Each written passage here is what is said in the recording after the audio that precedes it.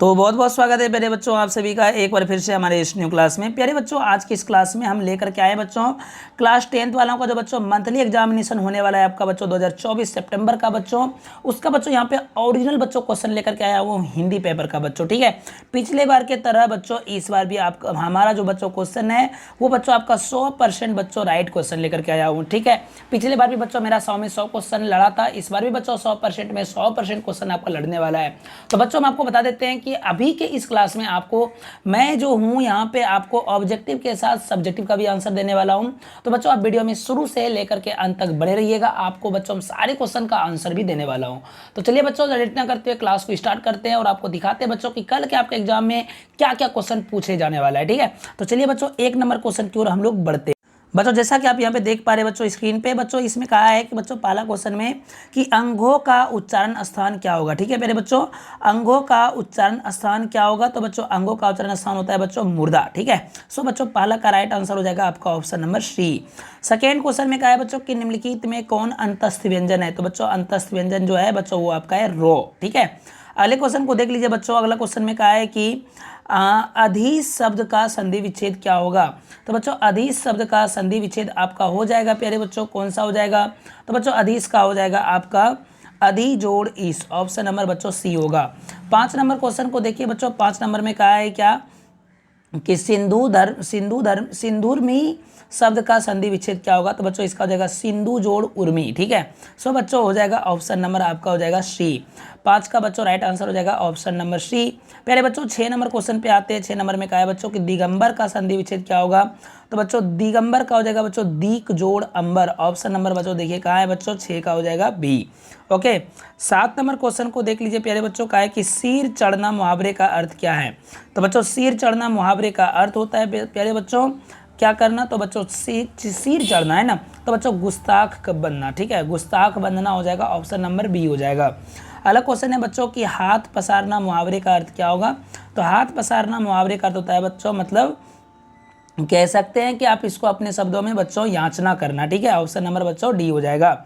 बच्चों अगले क्वेश्चन को देख लीजिए, अगला क्वेश्चन में कहा है कि आंख शब्द का पर्यायवाची शब्द क्या होता है, तो बच्चों लोचन होता है। ठीक है, अगला क्वेश्चन है बच्चों कि अभिमान शब्द का पर्यायवाची शब्द क्या होगा, तो बच्चों अभिमान का पर्यायवाची हो जाएगा प्यारे बच्चों आपका अस्मिता। ठीक है, अस्मिता, ऑप्शन नंबर बच्चों सी होगा। बच्चों अगले क्वेश्चन की ओर बढ़ते हम लोग। 11 नंबर क्वेश्चन में कहा है बच्चों कि इंद्र शब्द का पर्यायवाची शब्द कौन सा है, तो बच्चों इंद्र शब्द का पर्यायवाची शब्द जो है बच्चों वो हो जाएगा बच्चों आपका बी नंबर ऑप्शन सुरेश। ठीक है, अगला क्वेश्चन है बच्चों कि मृग छौना शब्द में कौन सा समास है, तो बच्चों मृग छौना है ना प्यारे बच्चों, तो इसका जो हो जाएगा बच्चों राइट आंसर आपका हो जाएगा ऑप्शन नंबर ए तत्पुरुष समास है। तिमाही शब्द में कौन समास है, तो प्यारे बच्चों तिमाही शब्द में जो समास हो जाएगा प्यारे बच्चों ये आपका हो जाएगा द्विगु समास। ओके प्यारे बच्चों द्विगु समास हो जाएगा, ऑप्शन नंबर आपका सी हो जाएगा। बच्चों यहाँ पर जो आप देख रहे हैं ये बच्चों आपका 14 नंबर ही क्वेश्चन है। ठीक है, ये बच्चों थोड़ा सा बच्चों क्या हुआ है कि पीडीएफ को क्रॉप हो गया बनाने में। ठीक है, इसी वजह से ऐसा हो गया है प्रॉब्लम। तो बच्चों आप ये देखिएगा कि 14 नंबर ही क्वेश्चन है। कर्महीन शब्द में कौन समास है, तो बच्चों 14 नंबर क्वेश्चन का राइट आंसर हो जाएगा आपका ऑप्शन नंबर सी बहुब्री हो जाएगा। अगला क्वेश्चन बच्चों कि कपड़ा शब्द का बहुवचन क्या होगा, तो बच्चों कपड़ा शब्द का बहुवचन आपका हो जाएगा ए नंबर हो जाएगा बच्चों ऑप्शन कपड़े। वृद्ध शब्द का विलोम कौन है, तो बच्चों वृद्ध शब्द का जो विलोम हो जाएगा वो हो जाएगा बच्चों ऑप्शन नंबर आपका डी हो जाएगा बच्चों ताकतवर। ठीक है, ताकतवर हो जाएगा बच्चों वृद्ध का विलोम। अगला क्वेश्चन यहाँ पे देख लीजिए बच्चों, अगला क्वेश्चन में कहा है कि पाती बेहोश क्यों पड़ी थी, तो बच्चों पंपाती जो थी ये बेहोश क्यों पड़ी थी, तो बच्चों इसका राइट आंसर हो जाएगा ऑप्शन नंबर बी तेज बुखार के कारण पंपाती बेहोश हो गई थी। अगला क्वेश्चन है बच्चों कि निम्नलिखित में से कौन सी रचना सरहपाद की है, सो बच्चों 19 का राइट आंसर हो जाएगा बच्चों आपका दोहा कोश। ओके, अगले क्वेश्चन को देख लीजिए बच्चों, 20 नंबर क्वेश्चन तो नहीं है बच्चों, 21 नंबर को देख लीजिए आप।